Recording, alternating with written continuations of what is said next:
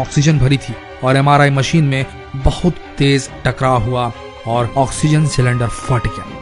उससे liquid oxygen बहने लगी जो राजेश के शरीर के अंदर चली गई। उसे तुरंत इमरजेंसी रूम में ले जाया गया, लेकिन 10 मिनट बाद उसकी मृत्यु हो गई। इस घटना के बाद लापरवाही के लिए उस हॉस्पिटल पर केसेस हुए और मुआवजा दिया गया। एमआरआई का हादसा नंबर 4, एमआरआई और बंदूकें। बात सन 2013 की है। एक पुलिस ऑफिसर अमेरिका में इलिनॉइस के ग्रामीण इलाके में एक मेडिकल बिल्डिंग में चोरी की जांच कर रहे थे।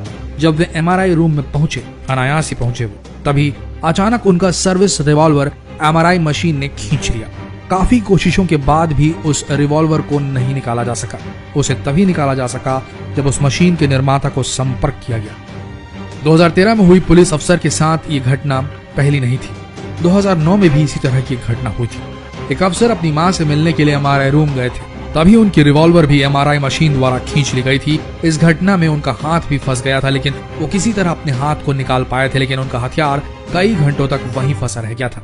इसी तरह 2006 में न्यूयॉर्क में एक पुलिस ऑफिसर के साथ एक घटना घटी थी।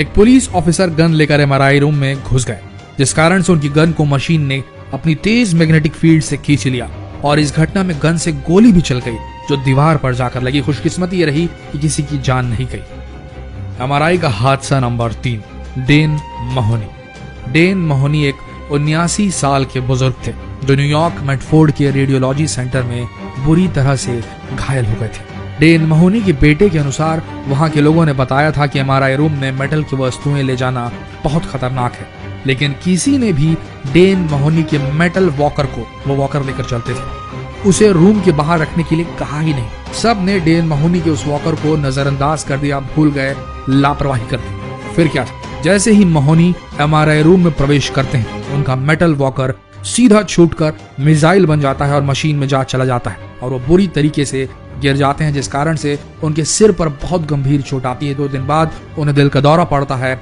और ठीक 2 महीने बाद उनकी मृत्यु हो जाती है। बाद में महोनी के परिवार को उस हॉस्पिटल द्वारा मुआवजा दिया जाता है। एमआरआई का हादसा नंबर 2, माइकल कोलंबिनी। यह घटना 2001 में न्यूयॉर्क शहर के वेस्ट चेस्टर मेडिकल सेंटर में घटी। माइकल कोलंबिनी 6 साल का बच्चा था जिसके ब्रेन में एक ट्यूमर था और उसकी हाल ही में सर्जरी हुई थी और सर्जरी की प्रोग्रेस देखने के लिए, जो हीलिंग हुई थी उसको चेक करने के लिए एमआरआई कराने की नसीहत दी गई थी। सर्जरी होने के बाद उसे एमआरआई रूम में ले जाया गया ताकि उसकी जांच हो सके। जैसे ही एमआरआई मशीन को चालू किया गया, तभी वहां पर एक ऑक्सीजन सिलेंडर रखा हुआ था जिसे एमआरआई मशीन ने 20 से 30 फीट प्रति सेकंड के हिसाब से तेज गति से खींचा। वो सिलेंडर उस बच्चे के सिर पर जोर से जाके लगा, जिस कारण उसके सर पर कई फ्रैक्चर आए। उसके मस्तिष्क को काफी चोटें पहुंची। उस बच्चे ने दम तोड़ दिया। एमआरआई के हादसा नंबर 1, मुंबई का हादसा। यह घटना 2014 के एक मुंबई के हॉस्पिटल की है। स्वामी रमैया, जो कि एक तकनीकी सहायक थे, वे एमआरआई मशीन को स्कैन के लिए तैयार कर रहे थे, तभी उन्होंने वार्ड बॉय सुनील जाधव को ऑक्सीजन मास्क लाने के लिए कहा। सुनील वहां पर नया लगा था, नया कर्मचारी था, इसलिए उसे एमआरआई रूम के बारे में ज्यादा पता नहीं था, उसे रूल्स रेगुलेशन नहीं पता थे। लेकिन सुनील को सुनने में गलती हुई कि ऑक्सीजन मास्क लाना है या ऑक्सीजन टैंक। वो भूल गया और उसने 4 फुट का ऑक्सीजन टैंक एमआरआई रूम में घुसा दिया। जैसे ही सुनील मशीन के पास गया, मशीन ने पूरी ताकत के साथ उस सिलेंडर को अपनी ओर खींच लिया, जिस कारण से सुनील और रमैया एमआरआई मशीन और सिलेंडर के बीच बुरी तरीके से फंस गए। ये दोनों उस मशीन में 4 घंटे तक फंसे रहे, क्योंकि उस मशीन का इमरजेंसी स्टॉप बटन काम नहीं कर रहा था। इस घटना में जाधव के कंधे फ्रैक्चर हुए और रमैया की किडनी डैमेज हो गई और इंटरनल ब्लीडिंग शुरू हो गई। वहां के लोगों ने बताया कि उस सिलेंडर को निकालने के लिए रस्सियों का सहारा भी लिया गया, लेकिन जब तक उस मशीन के टेक्नीशियन नहीं आए तब तक उसे निकाला नहीं जा सका। बाद में उन दोनों का इलाज उसी अस्पताल में हुआ और उन्हें मुआवजा भी दिया गया।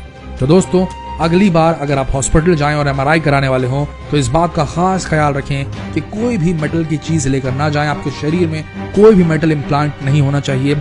एमआरआई सेफ मटेरियल से जो इम्प्लांट होंगे वही सेफ रहेंगे, अन्यथा नहीं। इस बात का खास ख्याल रखें। जितना हो सके इस वीडियो को शेयर करें, फेसबुक पर शेयर करें, व्हाट्सएप पर शेयर करें। न जाने कब आपको एमआरआई की जरूरत पड़ जाए। तो मिलते हैं अगले वीडियो में, तब तक के लिए बने रहिए हमारे इस दिलचस्प पेज के साथ, जिसमें आने वाले दिनों में कुछ बहुत ही रोचक वीडियोस डलने वाले हैं। तो अभी फॉलो कीजिए इस पेज को। धन्यवाद।